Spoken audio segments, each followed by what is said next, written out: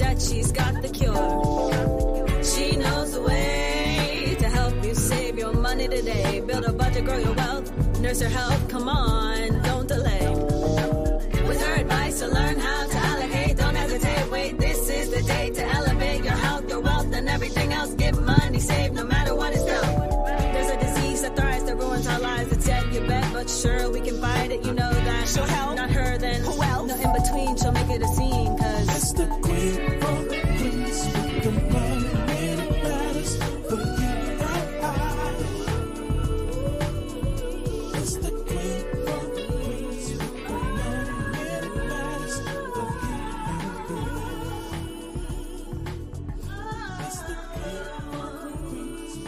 the money when it matters for you and I.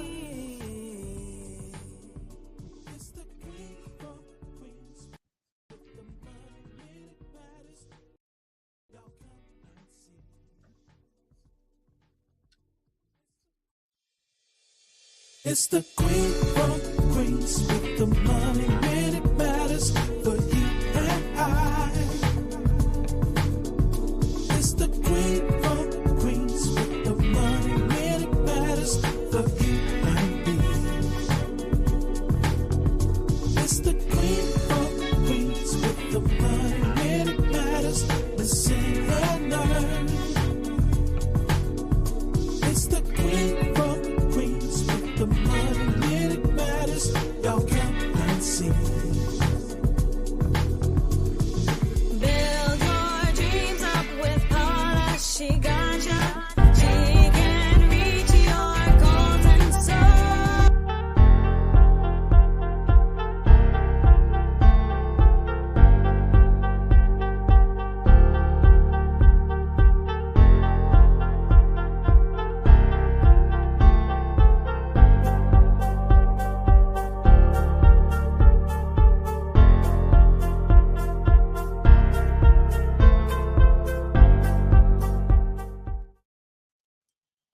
Hello, hello, hello. Good evening. This is your girl, Paula, the queen from Queens. These are Money Minutes That Matter. As a matter of fact, these are Wealth Wednesdays. And today's Wealth Wednesday workshop is about taxes. I know it's tax time. Many of you probably have already done your taxes, but people like me are still kind of behind the eight ball. I get it done by the 1st of April, though. But who I'm bringing to you today is my friend. Her name is Belinda A, and she's a registered nurse. As a matter of fact, I didn't know she did taxes. We worked together for 5 or 6 years at the hospital. But one day I was frustrated, and I had been using an accountant for many years, and he wasn't doing me right because I'm a W-2 employee as well as a 1099er. And I must have been expressing this when we were together in the operating room. And she said, Paula, I do taxes too. Bring me your stuff. So I want to introduce you guys to my good friend, Belinda A. Hey, Belinda. Can you hear me, Belinda? Hello, Paula. How are you? I'm fantastic. How are you? I can hear you. Can you hear me? I hear you very well. I'm doing great this Wednesday. Thank you for having me on. Absolutely. So, Belinda, Thank you for having me on. Can you hear me? Belinda, can you hear me? I can hear you. Voice bouncing a little bit, but I can hear you. I just sent it to the audible person, so hopefully he can clear that up. Okay. Well, you are an IRS. Can you hear me, Paula? Yes, yes. You are an IRS certified tax preparer, yes? Belinda? We lost you for a minute. I hear you well. Is your audio okay? Are your speakers up? Are you good? I mean, we tested all this. Belinda? We're having some weird feedback. Well, my technical team is there and he's on this. Not sure what's going on. I'm not sure why she's having technical problems, but Belinda is my certified tax preparer. I have been using Belinda for more than 10 years. And as I was just saying, I had this CPA who I'd been using for a few years who never did anything for me and my sources of income. He didn't look at my cell phone. He didn't look at my mileage I was using for my car. He didn't look at the fact that I was using my house as my office, and he gave me no business deductions. So in talking to Belinda, Belinda put me in a position where she said to me, bring me your last 3 years of tax returns. And quite honestly, she got me back tens of thousands of dollars because she knows the law. And so much so that when the IRS and the state of Maryland gave me a hard time, I authorized her to speak for me. And she did, and she threw the book at them. As per this tax code, she was right on the money, and I've never had a problem. And we've been using her for 10 years. So let's see if we can get Belinda back on stage. Belinda, how you doing? I'm doing great, Paula. Okay. Well, I've already done our Doing introduction. great. Thank I've already told people that you and I've been doing taxes together for 10 years. So I want to get the audience prepared for tax season. So I was saying to them that I am both a W 2 Can you employee. hear me, Paula? Yeah. Can you not hear me? Some little technical issues. We can get that cleared up. Yeah, we were fine over the last hour when we were practicing. Um, can you not hear me, We Belinda? were. Okay. So please explain I to the can hear audience. you, but at some point, Can you please explain the difference between a 1099er and a W 2 employee in terms of taxes? yes, more than happy to. So individuals that receive a 1099, you are basically what we call a subcontractor. You are basically working for yourself when you want to work for yourself, how you want to work for yourself, and where you want to work for yourself. There is an individual that you are working for that will give you what we call now a 1099 NEC. And that is the piece of paper that you would take to your tax person, and they will prepare your taxes based on that. At this point, you are responsible for your own taxes. Your Social Security taxes, you're responsible for if you make a profit, and you're responsible for your Social Security taxes if you make a profit. Now, with that, Internal Revenue Service allows you 3 out of 5 years to take a loss. But after that third year, you have to show some type of profit to continue conducting in your business. Now, a W 2 is this is what you get from your employer. They automatically take out your taxes for you. They pay your Social Security taxes for you, as well as your Medicare taxes for you. So this is done for you. Now, the flip side is you have to fill out a W 4, which what that stands for withholding. That W 4 stands for withholding your federal taxes.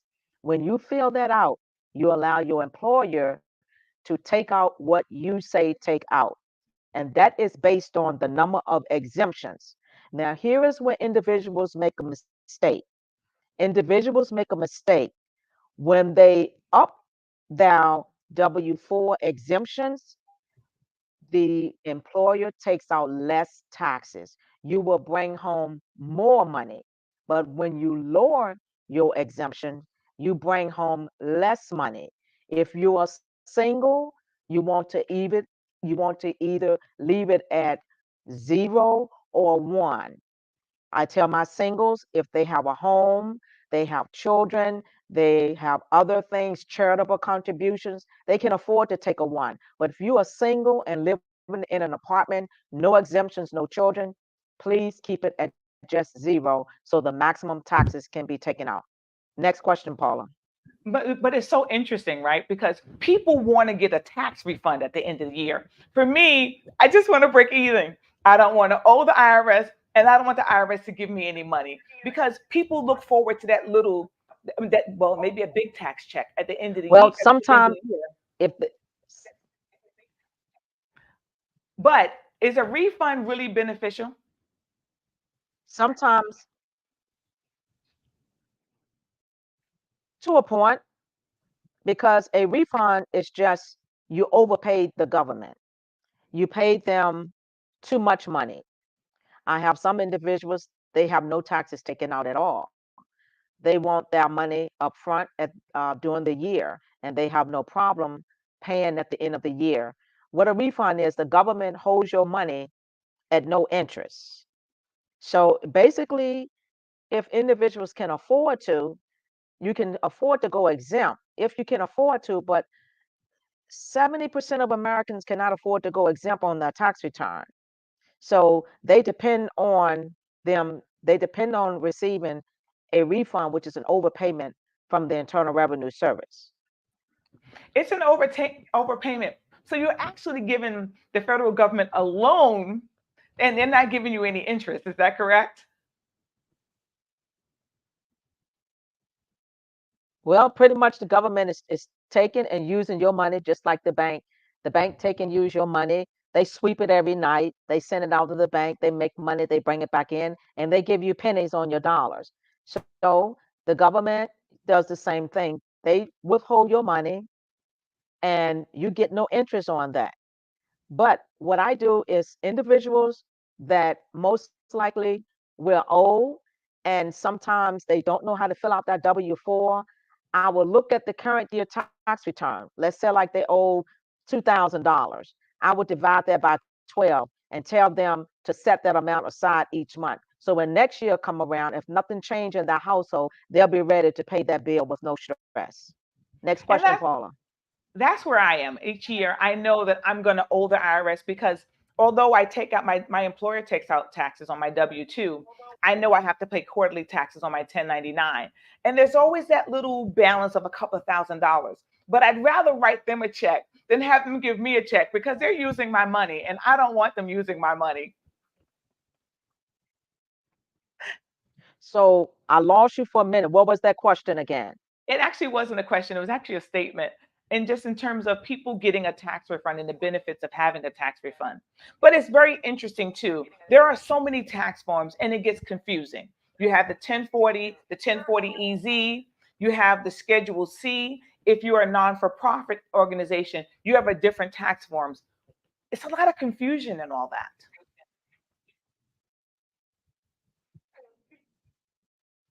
Okay, so W-2 versus 1099, navigating employment taxes. Do you want me to go over that again? Yeah, this in terms of what forms are appropriate for individuals to fill out as an individual W 2, or if you're a small business owner like me.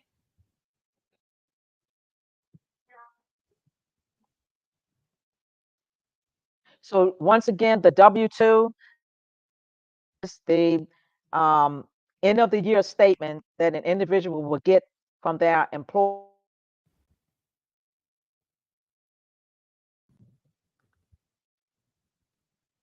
I don't know why we're having that technical difficulties. also shows how much money was taken out from the state that you worked in or the state that you live in. Now, there are some states we call non-reciprocal states. We have individuals that live in Pennsylvania but work in the state of New Jersey, Jersey into the and vice versa. There are individuals who live in Virginia but work in Pennsylvania. They are not reciprocal states. Reciprocal states mean that you get credit from the state that you worked in toward the state that you live in, which is your home state. Now, your W 2, once again, is what your company will give you as to how much you made during the year. It also would have, if you had what we call your pension plan on there, if you had Medicare expenses on there, it has all of that on there. Now, 1099 is a form that a individual gives another individual for performing work for them. That individual who performed the work has to pay their own Social Security and Medicare taxes. They are responsible for that. And that if you make a profit, Internal Revenue Service and Social Security will give you points in the system. So let's say like you had a business for 40 years and you made a profit for 40 years. When you're ready to retire, hopefully you have enough points in the system to have a nice retirement check. Yeah, and that's understandable. For people like me with my 1099 as well as my W 2 income, it's a gray area. So my in my W 2, my employer pays half of my Social Security. I pay the other half. But because that's allocated for on my 1099 side, I don't have to pay additional Social Security tax. But I ensure that I can still pay with my W 2. The maximum you can take out is 23.5 in terms of your 401k. But as a 1099 employee, I can take up to 20% or $61,000 of my earnings and put that towards retirement. So that's a significant difference. Okay. Now, once again, on your 1099, when you file your taxes, the system automatically, what we call self-employment tax, when you're doing your taxes, they will automatically, if you make a profit, they will put those taxes into your tax return. That's more like the 12% and the 24%. They will put that into your tax return for you. So when you're working for yourself, the majority of your taxes that you will owe, if you make a profit, will be from Social Security and Medicare taxes. And you know, it's Next interesting. I was question. talking to you yesterday, and you were telling me about some clients that you have that are realtors. And we, as self employed entrepreneurs, we don't know all the nuances. And when I first started using you, as I mentioned before, I didn't get the deductions. This, my studio here, because I use my studio as part of my business, I get to deduct this part from my house and put that towards a deduction on my tax statement. But you said that you had some realtors that you were working with that Absolutely. didn't mention some deductions, and you had to go back with them for 3 years. Absolutely. Absolutely. Let me explain how that happens. Now, I'm glad that you did mention that. A lot of people who have home businesses, you are allowed to use that portion of your home that you are using for your business. But I must say that that home cannot be your living room. It cannot be your dining room. If Internal Revenue Service ever did an audit and you're doing business in your home and you're eating in the dining room and that is your business, you will get dinged on that. A business in your home has to have a closed door. It has to have its own office space. And how that works with the home deduction, there's a form 8829 that is filled out. And what that does is we take the square footage of your home. So if you had a 10 by 10 office, that's 100 square feet. And that is divided into the total square footage of the home. So all of your expenses is based on the percentage of that office space. So your real estate taxes, your mortgage interest, your mortgage payments, your utilities, all of that is pushed into that office space of your home.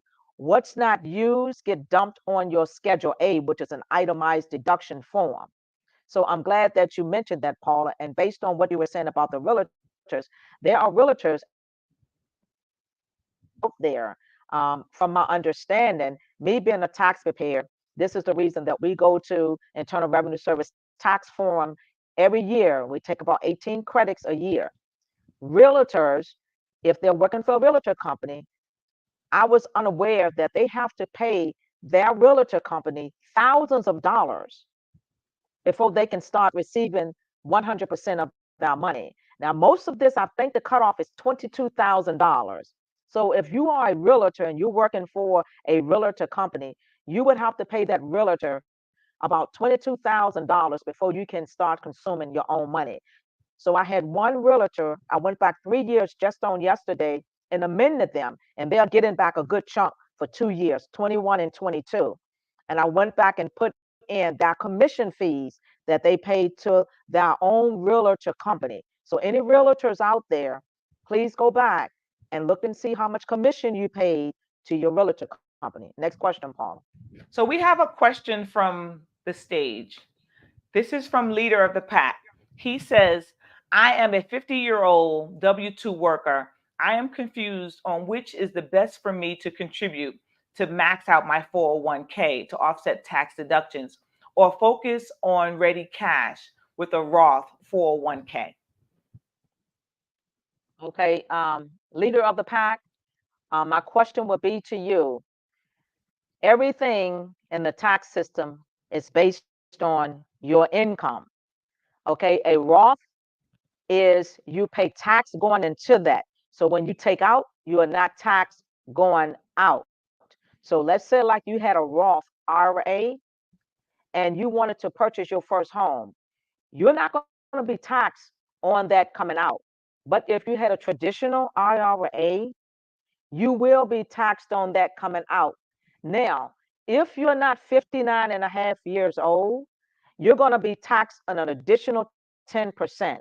So I tell anyone that is taking out a traditional IRA from your IRA retirement, please tell them in your benefit office to take out 20% if you're 59 and a half. If you're under 59 and a half, please take out 30%. Now, maxing out is going to be based on your income. Next Well, question. it's also income and age, right? Because if you're under 50 years old, you can take out 23,500 a year. But if you're over 50 years old, you can take out an additional $7,000. And it works very similar for the Roth. With the Roth, you can take out $7,000, but if you're over 50, then you can contribute another $1,000 each year. So, and I think what leader of the pack is asking, how much would benefit me now? And as she said, leader of the pack, you could either benefit now or allow your money to grow with a Roth IRA and grow tax free when you take it out after 59 and a half. So that's an excellent question. Very So, excellent question. And then I also like to say there are individuals, when you get 70 and a half years old, when you have money in your pension, they force you to take money out because you can't have too much money in there. So if you don't take it out, and you will get penalized just for having too much money in there. Now, at that point, I would tell them to at least talk to your financial advisor. So let's talk about the Next difference question. between what you do as a certified tax preparer versus what a CPA does. Now, I've been in both situations, and my situation is a little unique because coming into using you 10 years ago, I was using a CPA for many years who didn't give me a lot of deductions. Now, with my husband's business entity, I now have to go back to using a CPA because it's the company's CPA. So what I honestly do is I come to you first. You take care of my scheduled C, and then I have my CPA to file the numbers in accordance because he wouldn't look at my home and say she's using this as her home office. He wouldn't look at my home and saying this is my rental property and look at all those factors. What is the difference between you and a CPA besides your degree? Sure. CPA stands for Certified Public Accountant. What the CPA does is they basically deal with books. They deal with high numbers. They deal with pretty much everything, big companies, um, the books and everything, high numbers. I deal with the bottom line. I deal with individuals that come to me and they need their taxes done. Taxes at the end of the year are pretty much basically what has gone on in an individual home. It is the tax breakdown of how that person has run their financial numbers throughout that year. It's the bottom line. It's how much money has come into the household, how much money has gone out of the household, how much has a person, if they're able to itemize, if they're able to contribute to churches, organizations, all of that plays a part in it. And at the end of the year, Internal Revenue Service just want to see how did you balance your money at the end of the year. Did you overpay Internal Revenue Service or did you underpay us? That's pretty much what I do. I'm a paid tax preparer and I do have credentials with Internal Revenue Service. So I am an IRS paid tax preparer, where CPA is they deal with all type of books. Huge companies, they take care of the books before you get to me. Next No, that's question. awesome because a lot of us don't know that there is a difference and that we don't need to go to a CPA necessarily. Because, like I said, my husband has a corporation that he's a part of, and those things all have to be done and somehow congealed on that side with the CPA. But he doesn't look at me, he doesn't look at my bottom line. So it's important for us all to know. So I know we Okay. talked about having exemptions and deductibles when we were filling out our W-2, W-4. Donald Trump, when he was the president, I believe it was in 2017, he instituted a tax law where people don't have to itemize their deductions. And that's going to possibly change in 2025. How can we make those factors when we're looking at budgeting for our taxes? Now let me back up. He didn't say that we could not itemize. He capped it the state deductions, your real estate taxes, everything from line 1 to 5E, I believe, it was capped at $10,000. So let's say, for instance, if your state taxes from your paycheck at the end of the year was $3,000, your real estate taxes was $5,000, and personal property taxes was $5,000. Okay, that's about $13,000. It got capped at 10,000, so 3,000 got thrown away, which before 2017 we could use all of that.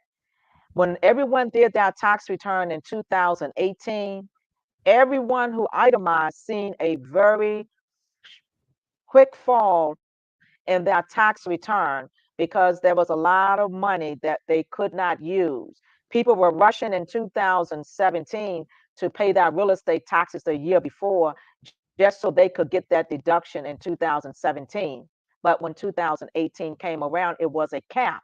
So hopefully in 2025, which is this tax year coming up next year, that is supposed to fall off, and hopefully everyone for the middle class at the most can see a better tax return in their paycheck and in their tax refund from Internal Revenue Service, because right now it's capped at $10,000. Now, I So also what happens? want to say that, What go ahead, happens when the Paula. tax cut expires in 2025? And I think I just answered that question. Hopefully, everything that was in place in 2017 will go back to the way it was. There were individuals who worked from their home. There were contractors, sales rep who could use Form 2106.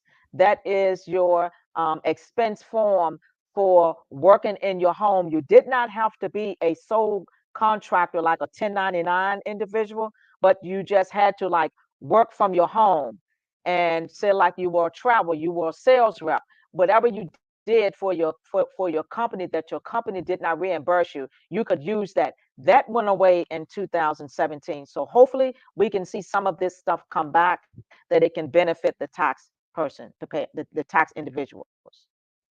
I have a couple of questions from Ricardo Alexander. First, he says, I am loving this. This is very informative. And his question Thank is, you. what happens if I don't file my taxes? Okay, Ricardo Alexandra, if you don't file your taxes, Internal Revenue Service just will do it for you. And they won't do it this year. They won't do it next year. They may give you 3 years. But what's going to happen if you can afford to itemize, which they don't know? Let's say like you have a home and you have about $23,000 in mortgage interest. You have real estate taxes that is, let's say like $4,000. You give to your church or you give to Goodwill, Salvation Army, any charitable contributions. You give $3 or $4,000 to them. You have children. You have a wife. You have other things. You have a home business. They don't know that. What they do, they would do what we call a straight shot. There you have your W-2 that was furnished to them from your job or jobs, and they will go straight down the line. They will give you your name, your date of birth, your full name. They will have your current address that's on that W-2. They will make you single, and they will just go straight down the line and do it for you. And I tell individuals, if you don't file your tax returns, sometimes you can lose out and the Internal Revenue Service wins. So try to file your taxes on time. And I must say also, if you're trying to buy a home, don't fall too far behind, because if you're 5 and 10 years behind in your taxes, it can be very hard to find someone to do your taxes for 10 years when you're trying to get a mortgage, because they do look at that also. They want the last 3 years of your tax return. I just did two people last year. One came to me with 10 years worth of tax returns. One young lady came to me with 8 years of tax return. Why? And I know from experience, my first question was, are you preparing to buy a home? And she said, yes, ma'am. She told me today, she matter of fact called me today because she's in the process of getting her taxes to me. She got her home, but she had to go back 8 years. A mortgage company will not touch you until your taxes are in order. So I have Next another question. question for you, Belinda. And this is from Yes. Minnie Johnson. The question is, as a new worker in my 20s, what can I do to optimize my returns? The question is, I don't know what her home situation is. If she's single and she's in an apartment, she has nothing. It's she can just basically put zero on her tax return and how maybe a little more tax is taken out. But if she's single, she has children, she has other things going on. She's able to itemize. What an itemization is you're able to take a larger deduction than what Internal Revenue Service will allow you. Internal Revenue Service gives a set deduction for each filing category. Single, you get a set deduction of 13,850 from for this year. So if you made $26,000, automatically they're going to allow you to deduct 13,850 from your income from being taxes. So you're only going to be taxed on roughly about what is that, 13,000, 12,999, give or take. So if you're married, filing jointly, standard deduction is 27,500. But if you're able to itemize, your itemization has to override that standard deduction that's allowed by Internal Revenue Service. So if you have your home, other things, and say like that's 30,000, 32,000, then you use the 32,000 to reduce your taxable income. So once again, it's based on what your filing status is, Mimi, and it's based on, do you have any dependents? It's based on if you have any contributions, any itemization. It's based on all of that. So, and it's also based on your W 4. If you're single, I tell them take it single at a higher married rate. And if you want them to take out any more money, you have to put that on the form. If you can't afford to take it out, it's sometimes the individual falls short. So, last question from And where can Mimi. I find information about deductions? You can, Mimi. Yes, Mhm. Mimi said, where can I find information about deductions? Mimi, you can go to irs.gov and you can type in deductions and they give all of that information. Okay, so we have someone live Next backstage. question. We have someone live backstage. Miss Betty Smith, you're on mute. Good evening. Good evening. It's good to be here. Betty, hey. How can we help you, Betty? Okay, well, first of all, thank you so much for providing this session. This is so very beneficial. And so, my question is along the lines of small business ownership. So, I want to go back to you were having the discussion about the having home offices, and Yes, I'm interested in hearing about the benefits and consequences of having a small, I mean, having a home office. So my question is this: um, does it depend on the amount of time that you are doing business from your home office, as far as your deduction is concerned? So I'm looking for benefits and consequences. So if there's a small business and you provide services and you can do it from your home, but also there is an actual location, say at a customer location. Can you talk to the tax benefits and consequences when sort of making those types of decisions, or really is it situational? yes, Betty. So let me make sure I understand what you're saying, Betty. You're asking the question if an individual has an office in the Mhm. home. Is that correct? Yes. Okay. Now, I don't know if you was in the background listening to the difference between the 1099 and the W-2. Yeah. Now, the benefits of having a home office, as I explained, is the benefits and the total big deductions are going to be based on the size of your office. The size of that office is going to make how much is going to be deducted. Now, the larger your office, the larger that deduction is going to be. And I use, for an example, a 10 by 10 office, that's 100 square feet. Hmm. Now, let's say like someone has a 4,000 square feet house. We're going to divide that into that office space. So your mortgage interest, your real estate taxes, your mortgage payments, your homeowner's insurance, Hmm. all of that will go into that home office deductions. And we will also take on the year that you purchased that house, and we will take that and we will start depreciating that every year. You won't get a whole lot, but every little bit helps. But the purpose of having a home business, if you travel a lot, you can put in your travel expenses, which if you didn't have a home, you wouldn't be able to do that on the regular tax return. Mm-hmm. Betty, you can put in if you use your vehicle, you can use your standard mileage rate, or you can use the actual value. Actual value for vehicles is things like oil change, Mm-hmm. um, tire service, all of that. I prefer to use standard mileage rate. I have a few truckers who own truck businesses, and it works out great for them.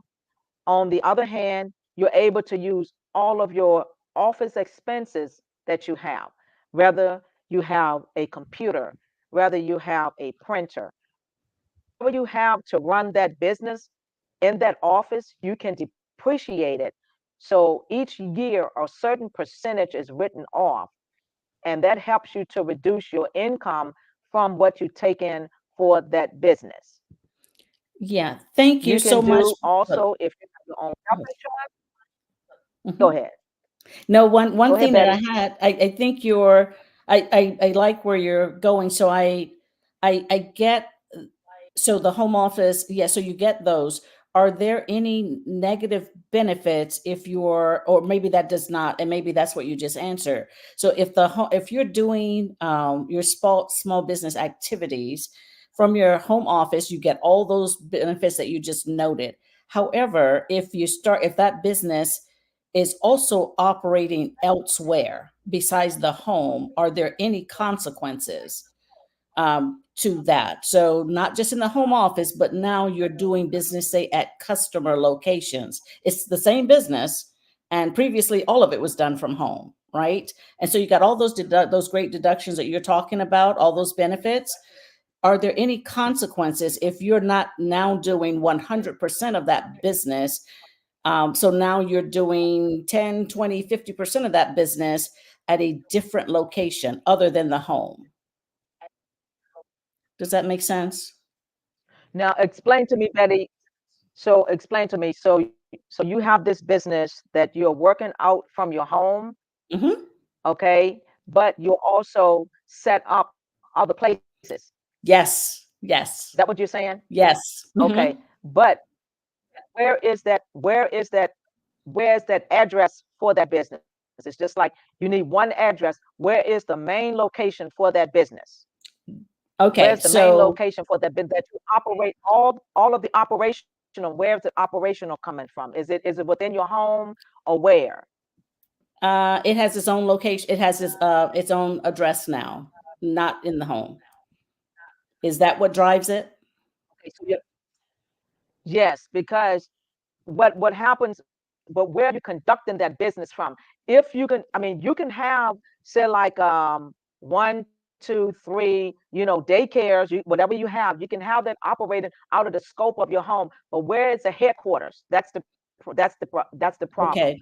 Where's the head? If your headquarters is your home, then that's where you would conduct that business or so. Got Does it. that answer I your think I'm question? getting it. Okay. Okay. I It, think it, I'm getting it now. Thank you so much, does Belinda. that make So sense? Okay, yeah. so let's say like, yeah, let's say like you have let's say like you have a mailing business, but Uh-huh. you're running like a car wash business or so, but you have several car washes, but that business is in your home. You're just operational outside of that business, So it's wherever but the you're running address it from your is. home. You're running it Got it. from your home. Got it. Okay. Thank you, Betty. Did Thank I you answer your so very question? much. Yeah. Sure. Okay. Okay, Next Belinda, I question. have another question for you, and it's from Amalika McCall. What are some tax shelters you recommend aside from just contributing to your IRA? What are some tax shelters that you recommend aside from contributing to your IRA? Let's see here. Now, I would need to know, is this something that they Amika? What is it? Amalika? Alamika? Hmm. Amalika? I would need to know what exactly is she like looking for. because the IRA, that would be more like your pension. What exactly is she looking for? Because we have several things out there. What exactly will she be like looking for? I guess she's asking me that question. Um, well, she could either put like more money like in the bank or so, or she can also open up an additional IRA account.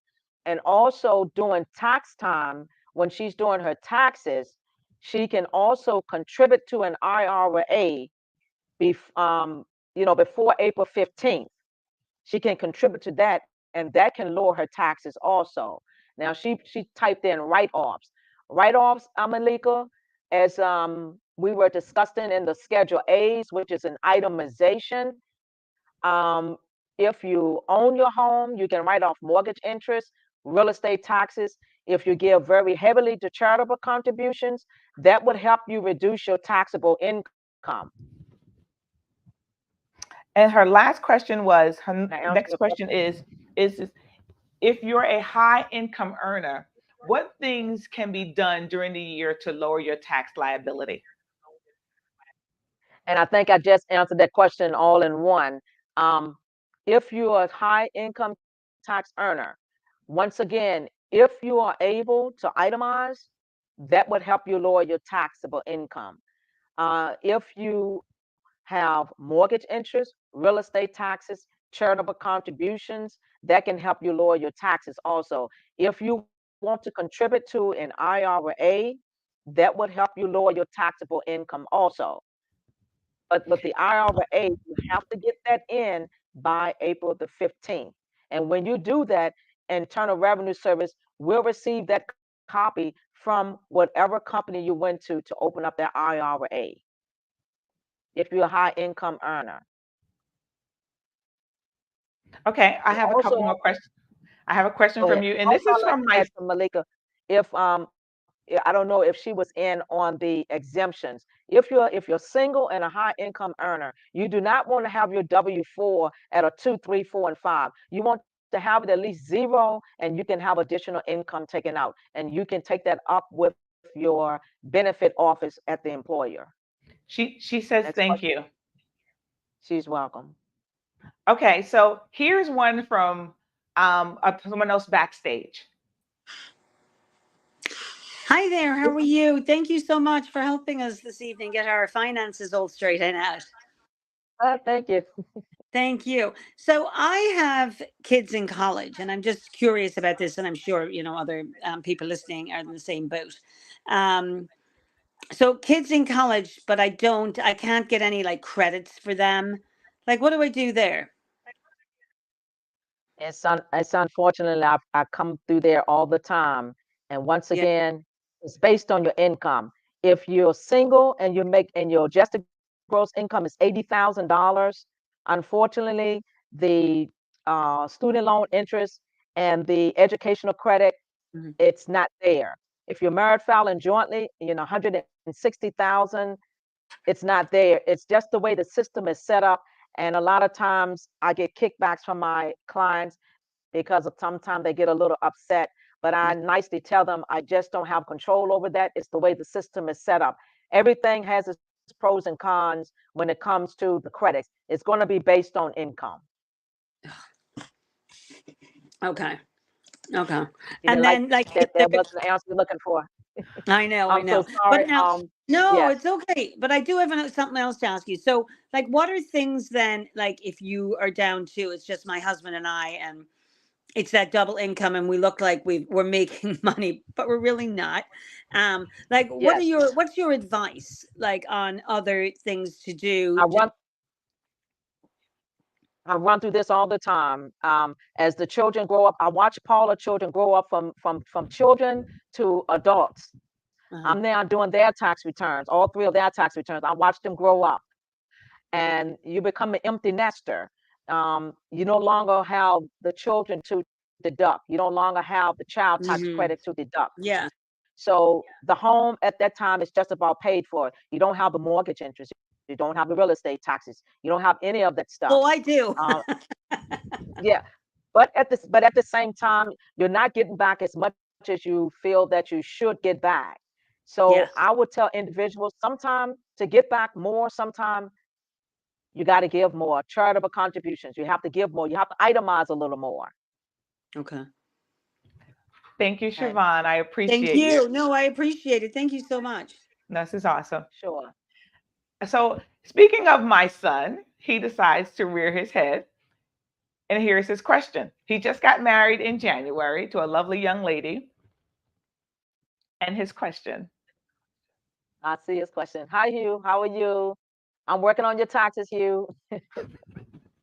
If married, is it best to file jointly? That is a question that a lot of couples ask me. Now, I would say this, and I know, Hugh, this does not relate to you.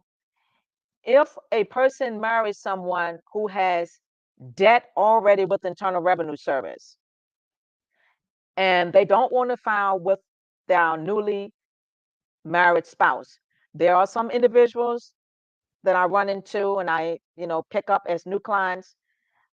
They have child support that they're very much in arrears with.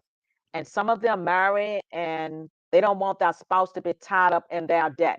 So what we do is what we can do is you file separately for that. So sometimes it's better to file separately based on if one individual, has like a lot of income and they have like a lot going on and they don't want to have that other individual involved in their financial affairs, it's better to do that. But if the individuals feel like they want to file jointly, I don't stop them from doing that. But I look at it like both ways. And a lot of times, if with the income, it falls off best sometimes doing it jointly. I've done it both ways, separately, both ways for them. Because when you do separately, you're only going to get that single deduction. And if you do married filer jointly, you're going to get like the with the deduction, you're going to get that 27,500. But at the same time, if you do separately, let's say like you own a home and both names are on the house, you have to split everything down the middle if you do married filing separately. If you have, no drama going on or anything like that. So it's based on that individual how they want to do it. But I tell them if they have anything going on prior to that marriage that they don't want to bring that other spouse in to cause them to be accountable for their taxes, then it's best to do married filing separately. Okay, so I have someone else in backstage. Hey, Tiffany, you have a lot of background noise. How are you? I'm good. What's your question this evening? Oh my God, I'm at work. I was just coming on. I didn't even hear what was going on. Thank you for joining. We'll talk to you next time.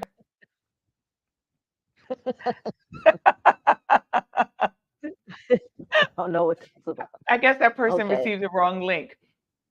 So this has been Yeah. absolutely phenomenal, Belinda.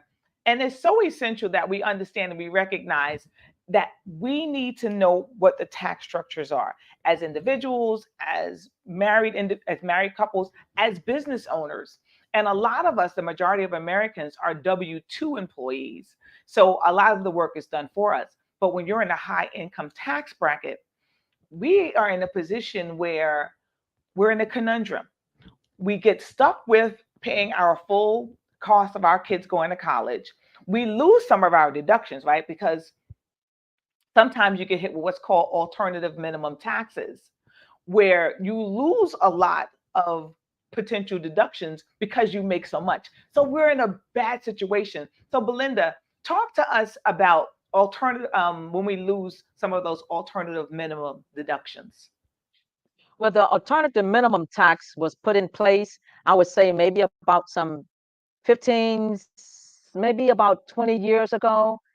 And a lot of individuals that makes um, quite a bit of money, um, it was aimed to um, allow them to bring more tax money to the table for Internal Revenue Service.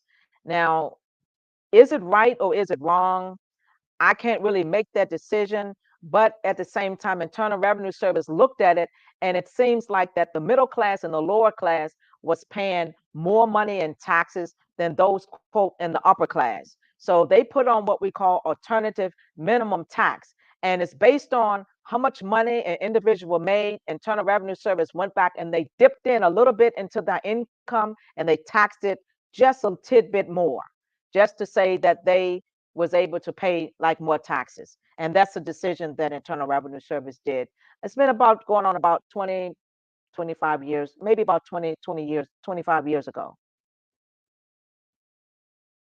Yeah, no, They that's lifted the pedal awesome. just a little bit. And They lifted that's the where pedal I just got a little stuck. bit, but not a lot. Yeah, that's where I got stuck. I got stuck some years And so ago you got because stuck. I lost my tithe and contributions. I lost my Salvation Army contribution. I even lost my kids with alternative minimum taxes. So you get stuck. I have a couple more questions from you. And there was a question from someone. This is a really interesting process. Okay, wow. Okay, I see that. It's okay. My coworker filed the leader of the pack. Oh, hello, leader of the pack again. Okay, my coworker files exempt all year when it comes to file taxes. He pulls from his 401 to pay the taxes he did not pay. What is your thought on the way he does that?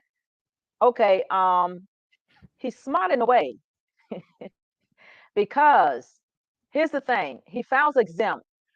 So he's getting back all of his money during the year. So if he's making $100,000 a year, now I can't say for the state now, he's probably taking our money for the state, but for federal purpose, he's getting back 100% of his money. So what he does when he goes to his 401, he pulls out now based on his age now. This is the flip side of it is if he is 59 and a half, he doesn't have that 10% penalty. But if he's under 59 and a half, he will not have that 10% penalty either because there's a special form that we use called Form 5329. And that form tells us what are you using your 401 or your pension money to pay. You can use it for first time home buyer, that's $10,000. You're not taxed on the 10,000. Now, if you can use it to pay taxes, and if anyone, once again, you can go to irs.gov, look at form 5329. There are certain stipulations that you are not taxed on to use your money to pay your taxes. So, leader of the pack, that co-worker is a little smart, but everyone can't afford to go, exempt because everyone doesn't have a 401 either. Hey, I have a good question for from Amalika again. And she says, do you have clients in all states or just Maryland? And I can actually All answer that states, question for you because yes. my son, he currently lives in North Carolina. My daughter lives in Boston. And when my son lived in California, she did all their taxes. So she is Well, certified to practice in all states. lost you. Your daughter's in, yeah, Hugh is in North Carolina. Your other daughter's in Arizona. I do many people in Florida, California. I do people all over, Ohio, all over. I do all 50 states. I have a very expensive tax software, and it handles all the states. There are a few states that are not taxable, such as Tennessee, Texas, um, Florida, a few states that are not taxed on the state level, but they do pay that federal taxes. Okay, so I tell you, Amalika, I Next don't question. know who you are, but I really appreciate you have such great questions. Here's another question from Amalika. She says, at what point do you stop claiming your children? Our daughter is graduating college and will be going full time into the workforce. When do you stop claiming her? Okay, I'm gonna answer. She's got three questions in here. Amalika McCall, thank you so much. At one point, do you stop claiming your children? It's gonna be kind of funny, but I'm gonna say never, because if they never get a job, you can claim them. Okay. Now, our daughter is graduating college and will be going full time in the workforce. Now, your daughter is in college from the age after 17, from 19 to 23. While she's in college, you can still claim her. Now, when she goes in the workforce, if her workforce is not enough to be a taxable income, you can still claim her. If she goes into the workforce and makes under $13,850, believe it or not, you can still claim her as long as she give up her exemption. Now she may make 13,850. I'm just saying that, but hopefully she will make more than that. And let's say like they take out $600, you can claim her, and she will still give up her exemption to you and her dad, and she can just get back the money that Internal Revenue Service took out of her paycheck. But two people can claim the same person. One person will have to give up that exemption in order for them to be claiming another tax return. So Hope I answered your question. the interesting thing is because I'm a 1099er, I've hired my children from the time that they were in high school, and I've given my children 1099 incomes, which lessens my tax layout, and they have to file their own taxes. So I have another couple of questions from you for you, and this one is from Sure. Pierre. Pierre says, and you want to read that? If an individual is 4 years out from retirement, what advice would you provide to maximize savings? I have years of service, but not the age to claim Social Security.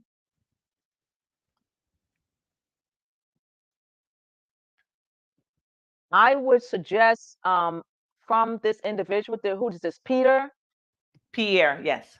Peter. Pierre, I would ask him to either increase his individual retirement in his job. He can go and speak to the individual who is the benefit manager in the benefit office, and they have charts that they can show him as to where he is now, as to where he will be 4 years out from retirement.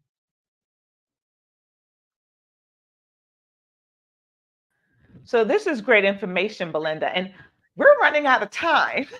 Yeah, quickly. I mean, this came quick. I was just getting geared up. I was just getting geared up. And we had some technical problems, and I think because you and I are talking directly, you're getting my questions a few seconds later. But this has been awesome. And Pierre says thank you. Peter Pierre says thank you.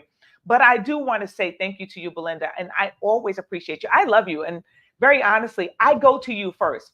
As I said to you last week, I need you to do my stuff so that I can then submit it to the accountants so they can just fill in the block boxes because you do all the work behind. But if anyone is interested in a good tax preparer, her information is there below. Her name is Belinda Bonds. She is a certified IRS tax accountant, and she does her homework. She goes to these classes every year and she gets her 18 credits. So she knows the new tax laws. There's her number at the bottom of the screen. Belinda, I appreciate you. Thank you for getting my information. I'm Thank looking forward within the you. next couple of days. And you have an amazing day. Guys, this isn't it. I am so excited about Wealth Wednesday workshops because I have so many talented people in my arsenal that I want to bring them to you. And it's important that we know what's available to us. So, just recently, I bought a new home in North Carolina. I bought a second home, and I used Trina Hay as the mortgage loan officer. Didn't know who she was. She came through the realtor that I was using, and this lady is phenomenal. As soon as we spoke, we clicked almost immediately. So Trina's going to be on my stage on April 24th at 7:30. And I believe Trina's in the background somewhere watching the show. But it's important that we know the ins and outs of home buying. We all recognize that there's little inventory out there and the prices are skyrocketing. People are bidding tens of thousands of dollars above the asking price, and they're getting it. And I can tell you, the mortgage process is long, no matter how you start out, unless you're writing a big fat check, which I wasn't able to do. But Trina was so good. She was so instrumental in getting this done for me. And I am so thankful. And because of that, I asked her to be on our stage next month, and she has agreed. So join me again, April 24th at 7:30. Write it in your calendars because I want you guys to be there. And a lot of this information, guys, I have in my book. And my book is called Excessive Debt is a Disease That Can Be Cured. And I talk about the home buying process. I talk about some of the tax implications of what we're doing in terms of preparing for our retirement, as well as having a home business. And me having this 1099 business has paid for my kids to go to college. It's allowed my kids to be in a position to get their own incomes. So now they can do their own Roth their Roth IRAs because they make money. You think Serena Williams' daughter is doing this for free? I'm sure she's getting paid well and building up her retirement at 4 or 5 years old. We can build wealth as well. And this is what Wealth Wednesdays is all about. I love you. I appreciate you all for coming on all my platforms, whether you're live with me here in studio, or if you're on my YouTube, or you're on my website. Excuse me, whether you're on my website and you're watching me live. I hope I got your questions in. If not, make sure I have your information so that I can have you sign up on Eventbrite and have your questions come across live. Thank you all. You guys have been amazing, and have an amazing rest of your week. That's a disease that can be cured. It's the queen of queens with the money when it matters for you and I. It's the queen of queens with the money when it matters for you and me. It's the queen of queens with the money when it matters. Listen and learn. It's the queen of queens with the money when it matters. Y'all come and see. These are the money minutes that matter with Paula, that's for sure. Get your money right when your money's tight. For debt, she's got the cure. She knows the way to help you save your money today. Build a budget, grow your wealth, nurse your health. Come on, don't delay.